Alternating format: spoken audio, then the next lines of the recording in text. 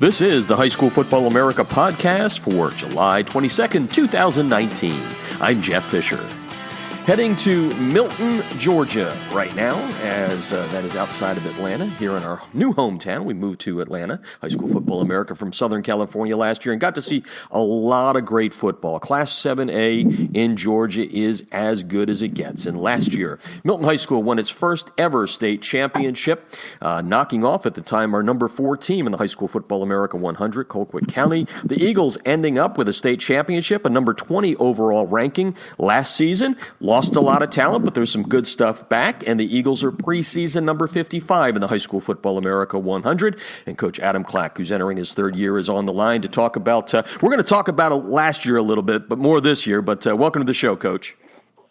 Jeff, thanks for having me. I always love the opportunity to get on and talk about the kids, talk about the program, and promote this great game. And honestly, you kind of touched on it too. This great geographic region, if you will, of football, which I think Georgia 7A is as good as advertised and as good as any football in the nation. Yeah, no doubt about it. And Coach, like I said, we're going to talk a lot about 2019, get the kids in here, but I want to go back to last December at the Dome, Mercedes-Benz. I was on your sideline, and I've got to be honest with you. I've seen 1,200 games or 1,300 games. I don't know what the count is now in person over the time, and that community of yours was so pumped throughout that. Let's take you back a little bit to December, and then we'll push it forward. So it's a two-part question, which is, how much fun was that? But more importantly, after you win a state championship and all that community spirit, and now they're looking at 19, how do you say to the kids, hey, folks, that was 2018. This is a new year? Kind of the second part, that's exactly what we're saying. We had a media day the other day, and I quickly got to the, hey man, we're in the windshield now, not the rear view, and that was a very special group, very special moment for Milton and all of us, and I'm glad we got to enjoy it, and we did. We enjoyed it fully.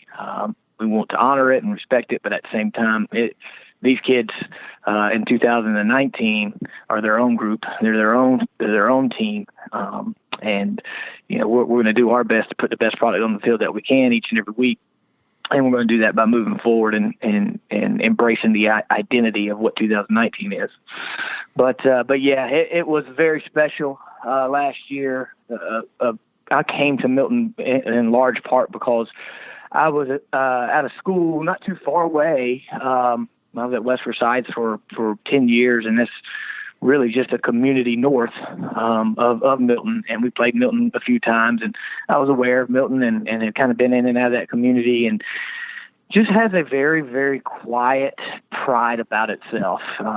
It's growing. It's definitely, in the heart of the suburbs with lots of shops and restaurants and, nice big subdivisions, but it still really holds that kind of small town charm and feel.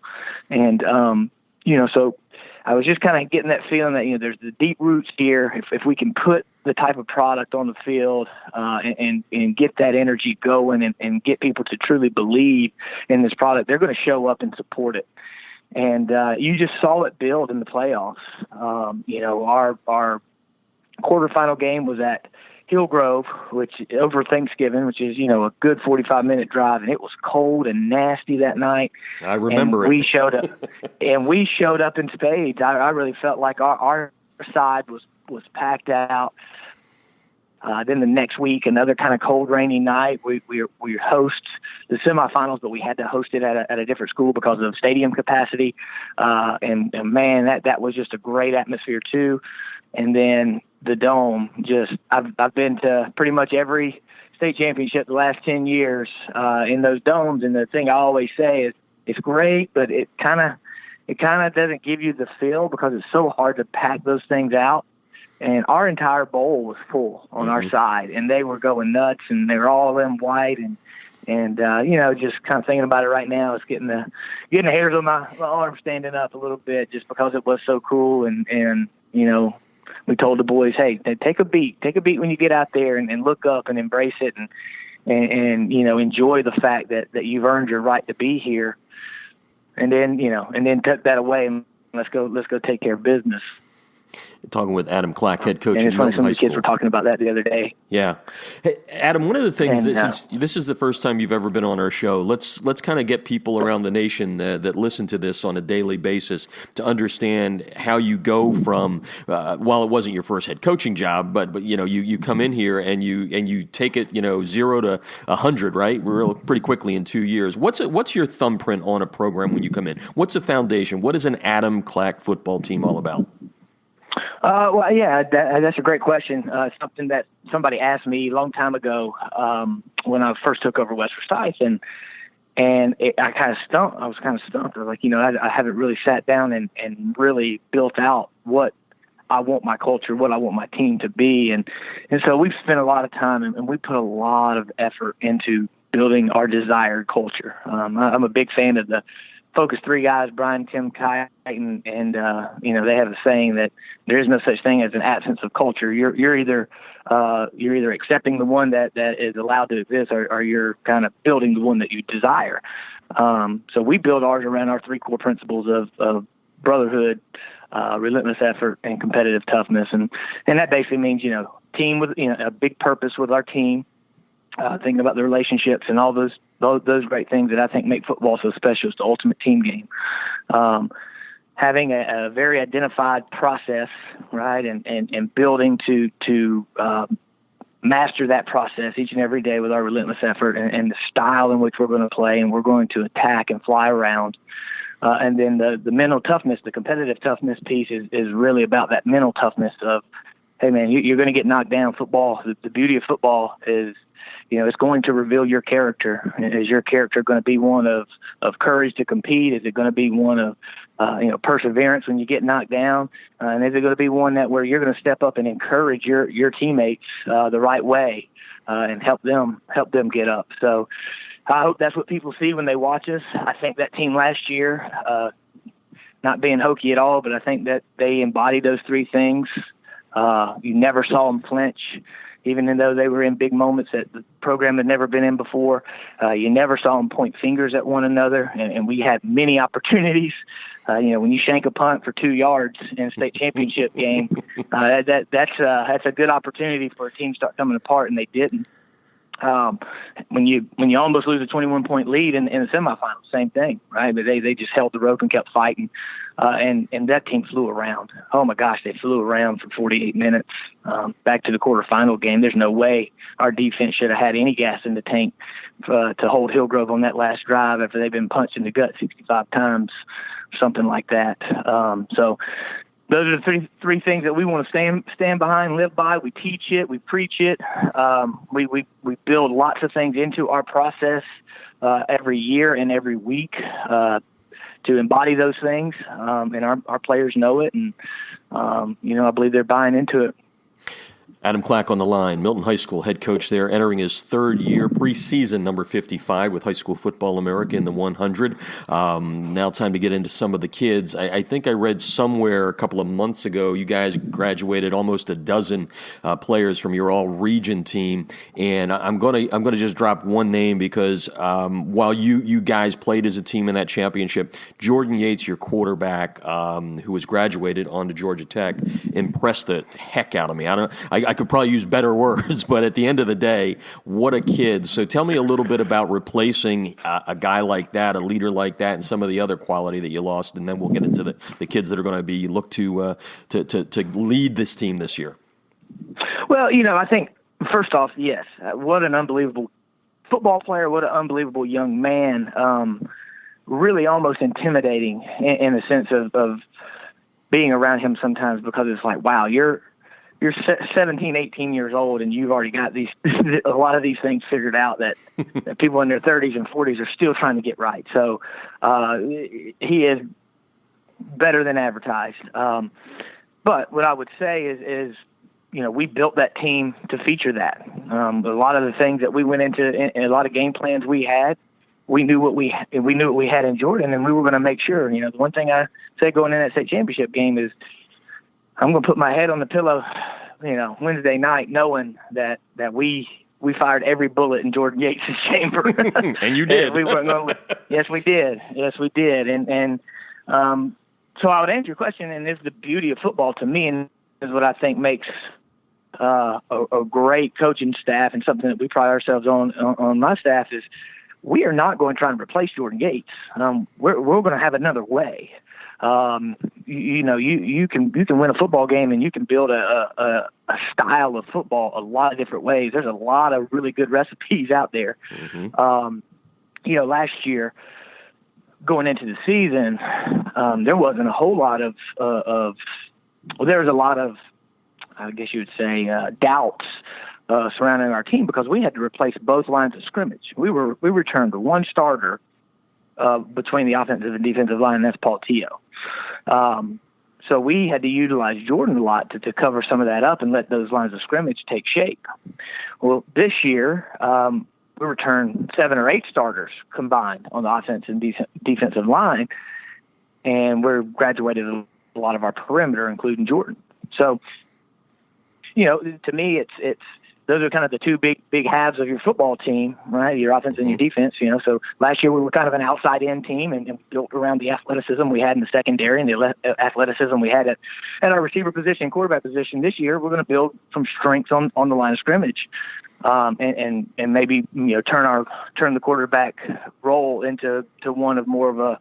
I don't like the term game manager, because that's a what do you call it? It's a kind of a loaded word, if you will. Mm-hmm. But in a way, that's what we're going to do early on. Is hey, let's take a little pressure off the quarterback who doesn't have any varsity starts, because no matter who wins that job, it's going to be their first varsity game. And let's put it on the backs of the guys who have a lot of starts. And so we'll kind of start from there and build, and then, as you know, a season takes on a life of its own, and that's the beauty of the journey. And you'll continue to tweak and mold and make these changes and that change, and next thing you know, you take on your own identity. Somewhere around week 7, 8, 9. Mm-hmm. Talking with Adam Clack tonight, Milton Eagles football on the podcast, and you talked about Paul Teo. Let's start up front then and get some of these kids in by name. I know Paul's verbal to Clemson, but tell us a little bit about that, up front, and the kids that you're looking for to do things until you get your kind of sea legs, if you will, with the new quarterback.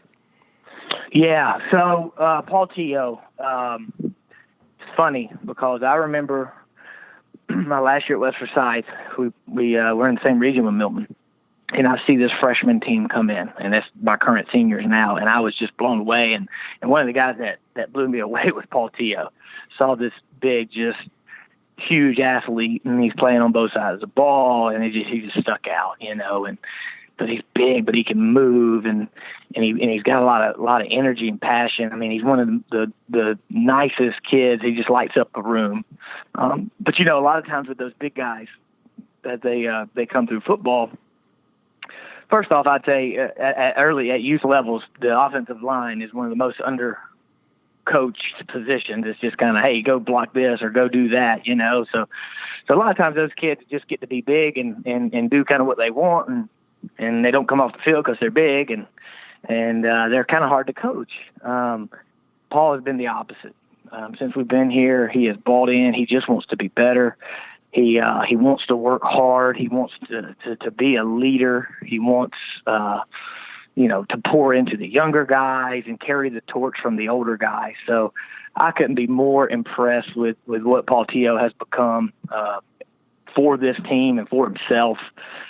We played him probably 20 snaps on the defensive line in the state championship game. And that was something we wanted to do this year and something he wanted to do, but we challenged him and said, hey, you got to get in shape, and he did. He's lost 30, 40 pounds. He is actually in a situation where we're like, hey, man, you might want to eat a few more biscuits. I think he's starting to get a little vain about the way he looks. So I'm like, hey, man. But, yeah, So Paul is definitely a leader of this team and was really a big piece of the core group last year. And then beside him in our center is Anthony Manella. And Manella played a little bit as a sophomore, started every game last year, and I think he's one of the best centers in our state. Slightly undersized for the next level. Well, not for the next level, but by certain measures of the next level. But he will have an opportunity to play. He's got a few a few NAI offers, and he's got a lot of guys kind of in that FCS to kind of Division II level, really looking at him. And then we're bringing back another guard right there, Alec Hutchinson. And he's a lacrosse player, football player, kind of smaller, but not super small, but it's a smaller guy. But he plays with about as much energy as anybody. You give me 5 Hutchinsons, and we're going to be all right. We may not be the biggest line, but we're going to have 5 guys that are going to fight you and going to run around. So those guys will be coming back kind of in the interior offensive line and really helping us out there.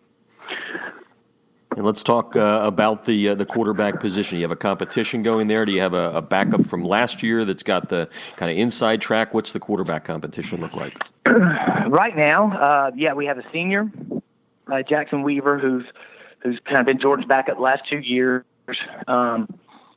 Jackson is kind of a rangy athlete. He's tall, lean. He's actually a really good athlete. If you just watch him play pickup basketball or just doing some little competitive things we do, in the summer, playing some of our backyard type stuff. We call it eagle ball. I mean, he's out there running around and can do things. But when being compared to Jordan, it's kind of misleading. But he wouldn't be what you would consider a dual threat guy. We can still do a lot of our zone reads and kind of power read type stuff with him. And keep defenses honest. But we wouldn't go in and build a game plan around, the quarterback run game with him. But he does have a good live arm. Right now, he's just lacking some experience. Pushing him and right there with him is a rising sophomore. His name's Devin Farrell. All right. And he is a tremendous athlete. He's picking up offers in basketball already as a rising sophomore and plays a bunch of summer ball and AAU stuff. So right now he's he's pulling double duty. So, we're still getting him caught up. He had a really good spring. So I really could foresee us going into the season, unless something crazy happens, I could see those two splitting time early on. And I told people, I said, I never thought I'd see the day because it really takes a special situation and almost just the perfect ingredients to have a team with 2 quarterbacks. But we may actually have that situation going on for us this year. Who knows? So right now that can be a huge challenge for a team. I know the saying, if you got 2 quarterbacks, you got no quarterbacks. But it actually could be something that could give us tremendous diversity if that ends up coming to light and neither one of those guys truly run away with the spot. Well, it's like you said, it's the beauty of high school football, right? You get a kid, if you're lucky, for 4 years, and you usually don't even get that unless he's an outstanding guy. Adam Clack on the line. Let's wrap up on the offense, your backfield and your guys outside tight ends and all that. What does those positions look like for you? Well, I'll start with the tight ends, and that's the position I actually coach. And I picked that up last year just because it's really a good position for a head coach in high school, because if I need to, I can send those guys with the receivers, or I can send them with the O-line, or I can take them and they need their own specialized time as well. And we do a lot with the tight end. That's kind of been the evolution of kind of my offensive background. Is we started as a wing T group early on at West Forsyth. Then we kind of moved into the super spread stuff, and then we kind of found some middle ground, which we really featured last year, where it's kind of the spread identity with multiple tight ends. And I really like it because it forces teams to kind of base up and balance up, and you can really get teams in bad spots if you got 2 tight ends that can move around, block, and catch. So we started a freshman last year at our what we would call the H, which is kind of the second tight end. His name's Jack Nickel. He's by many services, he's rated as the number 1 tight end in the 2022 class, picking up a bunch of big Power 5 offers. And he's a big kid. He catches the ball well. He's strong. And we have another young man named Austin Weiner, who is pushing to be his kind of counterpart. And Austin's every bit of 6'6", 6'7", 230 pounds, and both of those kids play basketball. So you're talking good athletes who know how to use their body in space. And we feel like with what we're returning up front on the offensive line, if we can have those two guys, and then we're also utilizing some defensive linemen to give them some depth, that we could be a team that features, a lot of heavy sets, but a lot of multiplicity within those sets. Mm-hmm. So that could be a position of strength for us, and we're going to kind of see where that takes us, because we like I said, we lost a lot outside as well. So pretty much 98% of our points graduated. So our running back, who will be our feature back this year, Ahmad Junerick, was patiently waiting in the wings, and he had some touches last year, and he is a really explosive back and kind of under the radar right now. We've had two really good backs my first 2 years, Solomon Van Horst and then Josh Edwards last year, and we feel like Ahmad can come in and be kind of a combination of both of those guys. Solomon had just unbelievable speed and toughness, and Josh was really kind of a bigger back, a thicker back with great kind of vision and cuts. Ahmad has a little more home run ability than Josh, and he's a little bigger than Solomon. So we're really excited about him.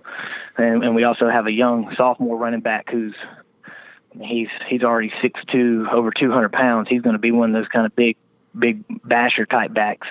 We're excited about him. His name's Jordan McDonald. Out wide right now, it's we got a bunch of young guys. We got a couple seniors who've kind of been spot playing. We're looking at Will Stacks and Jake Walters to be kind of the veteran group in that receiving corps. And then it's just a host of young guys trying to break out. But we'll also have our do everything guy and kind of, I would call him kind of Paul's counterpart, if you will, is the most veteran player on our team, and that's Jack Rhodes. Jack has literally played every position on the field except something on the line of scrimmage. He's been a Wildcat quarterback. He's played in the backfield. He's played at receiver. He started at safety. He started at outside linebacker, and he started at inside linebacker. So he is just a very versatile, unbelievable athlete. Because we don't have a lot of depth, we feel like we can really feature him, as a guy that we just say, hey man, here's our 6 Jack Road plays this week, and make sure we get him the ball 6 to 10 times, and we feel like he'll do something good with it. Yeah, and it's a good segue as we go over to the defense, because you did bring Jack and Paul both to the media day on Friday in Fulton County, and I kind of had a look at the stat sheet there and go, boy, Coach Clack, you've got a defensive leader there. 101 tackles, 13 for loss, 3 sacks, 1 interception, 2 block kicks. Not a bad guy to have in the center of that defense there. So let's talk about that. You say you're pretty solid, I guess, front 7 there. So get some of the kids in there that you expect to not only give you good leadership, but good play on the field. Yeah. So, we really feel like right now, offensively, we can kind of come at you, and we feel strong about the short yard stuff. And defensively, we feel like, if you try to come right at us, you better pack a lunch. It's going to be a war. We're bringing back a couple of all-region players up front, Xander Barnett, and he's picked up a few really nice offers. Army's kind of his biggest one, but a bunch of the Patriot League and some of the Ivies and things of that nature. But Xander had over 20 tackles for loss last year. He's another lacrosse player, kind of thin because he runs all year long, but he's 6'3", 6'4", 225, just built and just plays with tremendous leverage and energy. And he has, we call them the twins. They don't necessarily look alike because Marcos is he's Hispanic and Xander is kind of just looks like your suburban poster child, but they are they are joined at the hip. They're very built just alike. They always hang out. And they play just alike. So those two guys started for us last year. Both of them were all region players, and they play so similar. And then we're bringing over, he was our starting right tackle last year, His name's Jonathan Pittman. And he was just behind those guys on the D-line. And we employ a two-position system. We don't ever try to start a kid both ways.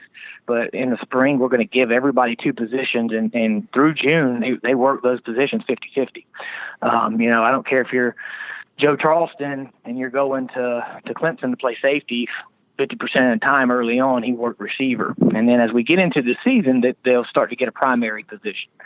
And so all that starts to shift, and you work 80% of the time in your primary position. So I say all that to say that's kind of Jonathan Pittman's story. He was kind of came to us, and he was a D lineman, and I thought he was one of our best 22, and he wasn't getting on the field. So I went to him last year and was like, look, man, we can get you. I think you can win a starting job on this team, but it's going to be at right tackle.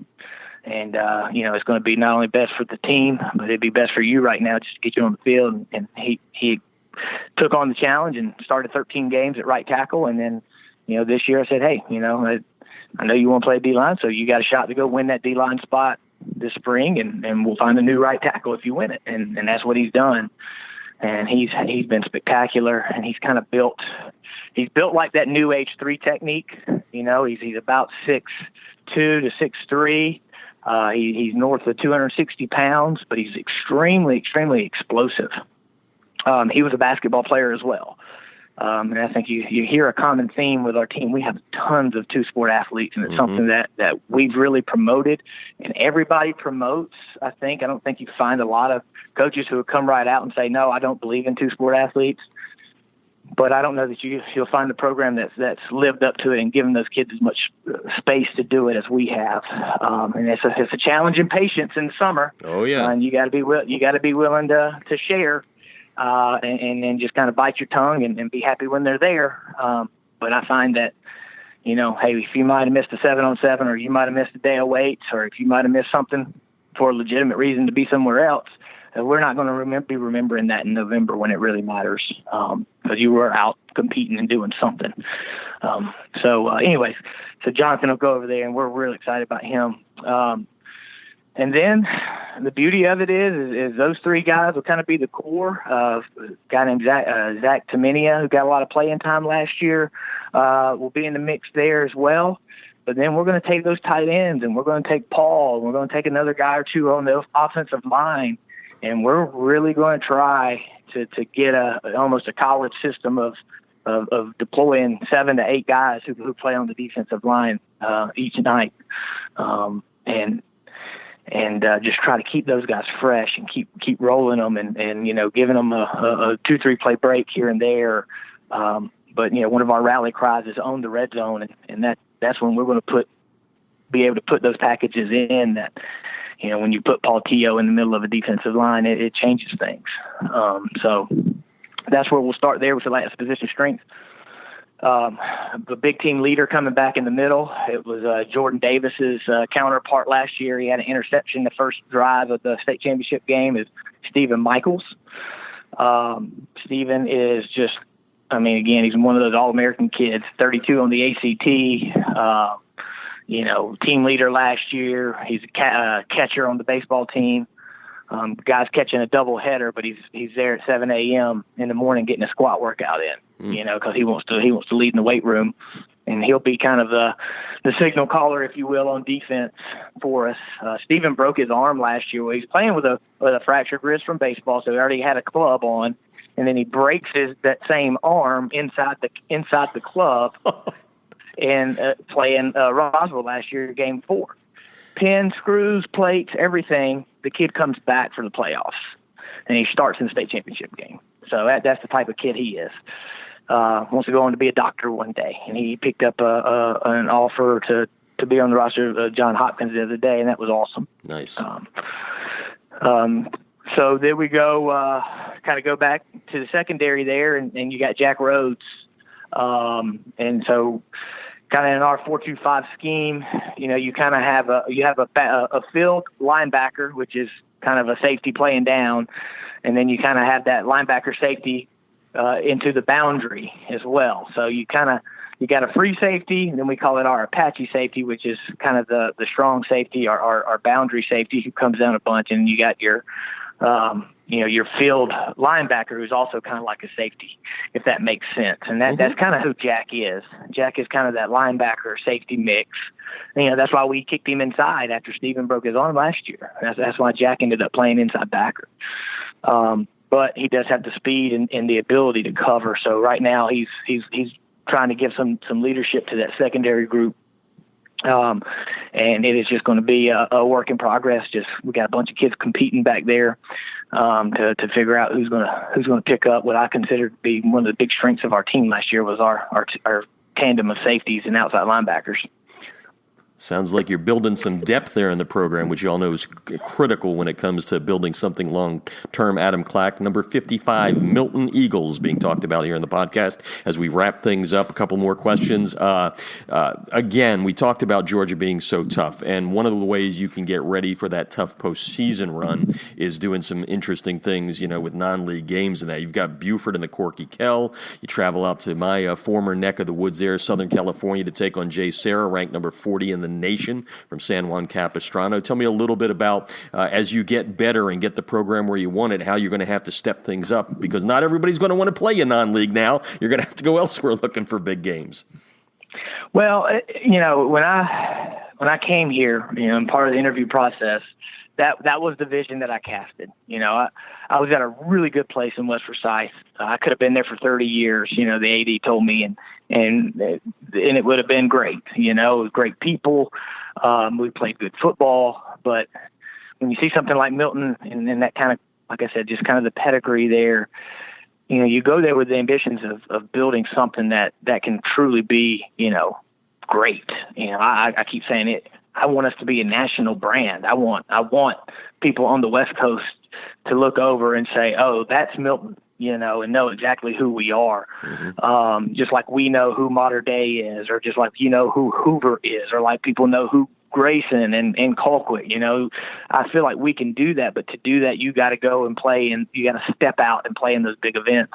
The biggest event in our state is the Corky Kell. So I was like, first things first, we got to get in that. And my AD is tremendous.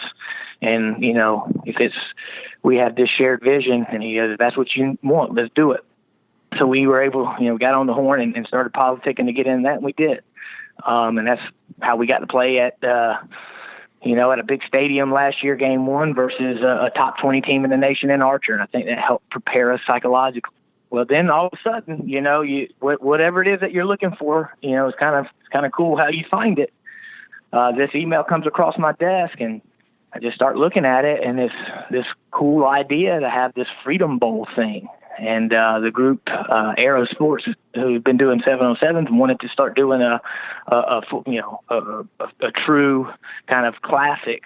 Wanted it to be like a bowl game atmosphere, and it was all built around civic duty and supporting our troops. And I'm like, man, there ain't a more American town than Milton. We're the Eagles, and we want to bring in people like this, and we want to take on great competition. So we signed up, and we promoted, and we pushed and put in a bid for this thing, and we got it. And that's how we got to play Cardinal Gibbons last year. And we're hosting this huge event. Again, so just getting the kids exposed and raising the expectation and creating these experiences. And so, sure enough, this year we had the opportunity to go out and play out in California, and we're going to go to the Trinity Classic, and you're going to see John Bosco take on Good Counsel and Mater Dei take on St. Francis, and we're going to get the opportunity to play Jay Sarah.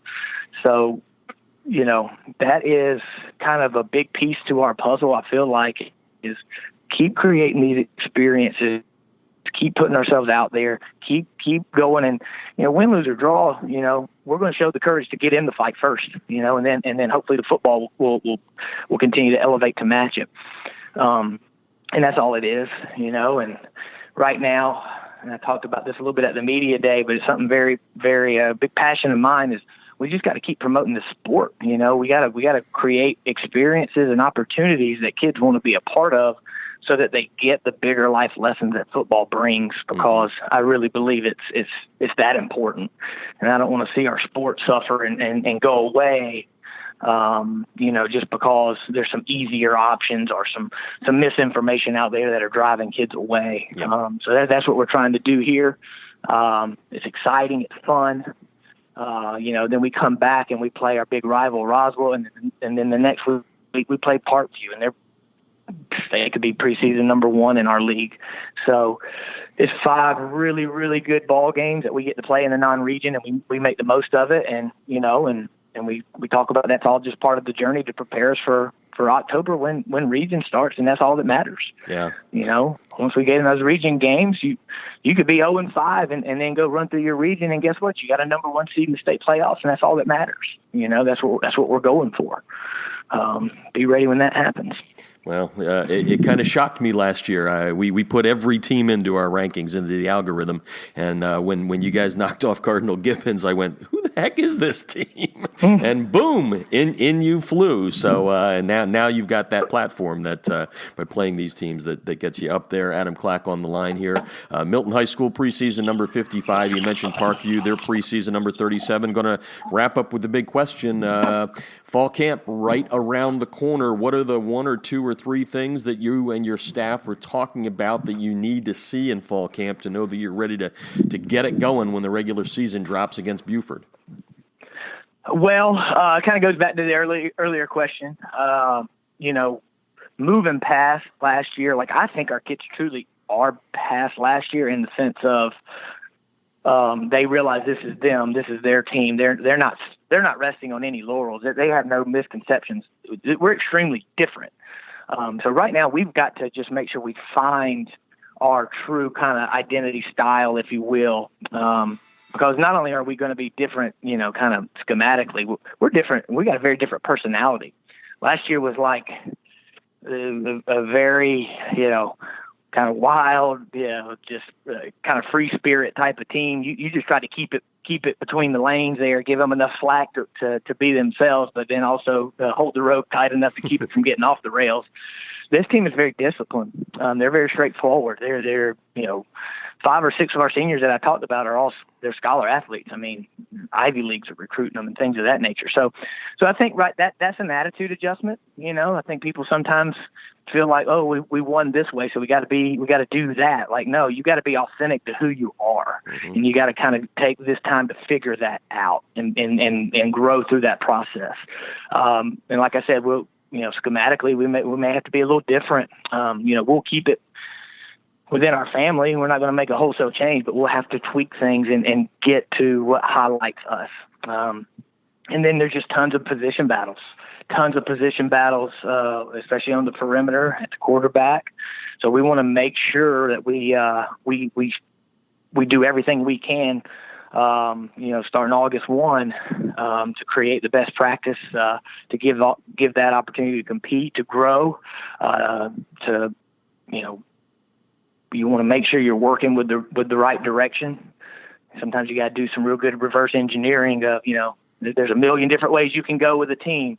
You don't want to be that team that's constantly changing course. You want to kind of be working towards what you think the ultimate vision is. So that's what we'll be working on is, finding and hammering home on those strengths and getting the right guys in the right seats, so to speak. And, just getting this team ready to be its own team and ready to compete on that big stage right out of the gate. And as you said on Friday, when you have a media day, it's right around the corner. You're excited about it. We're excited to have you on the podcast here and introduce the Eagles to our national audience. And best of luck in 2019. It seems like it's going to be a fun year for you guys. And thanks for joining us. No doubt. Thank you. Again, that's Adam Clack, head coach at Milton High School in Georgia, suburban Atlanta, number 55 in the preseason 100, coming off of their first ever state championship last year in Georgia, Class 7A. Well, that's going to do it for today's show. Make sure to tune in tomorrow. It's Turn Back Tuesday, as we will have an extended interview with Earl Campbell, Hall of Fame running back, college and pro football Hall of Fame running back. And that interview is something that did not appear in my book, High School Football in Texas, Amazing Football Stories from the Greatest Players of Texas. You'll hear a great interview with the Earl Campbell tomorrow on the High School Football America podcast. For now, I'm Jeff Fisher saying we'll talk to you tomorrow on the High School Football America podcast.